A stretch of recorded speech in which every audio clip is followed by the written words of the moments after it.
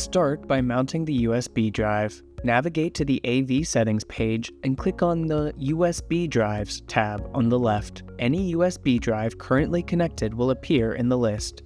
To enable its use, select the drive and click Mount USB Drive.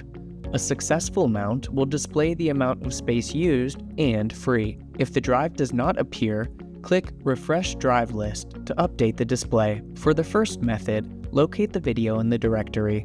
Click on the ellipsis menu next to the video listing and select the Copy option. A dialog box will display all available folders and mounted drives, including the USB drive. Select the USB drive as the destination and click Copy.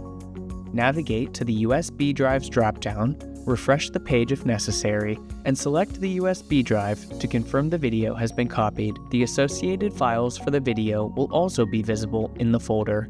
For the second method, open the Advanced Search modal by clicking the magnifying glass icon. This modal allows searching for all videos on the system, with fields and dropdowns available for filtering results. Locate the desired video, then click the plus icon in the far right column. This action adds the video to a table of selected videos. Multiple videos can be selected if needed, but in this demonstration, only one video is being copied.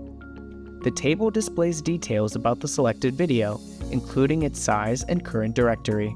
To specify the destination, navigate to the drive dropdown in the top left of the modal and select the USB drive.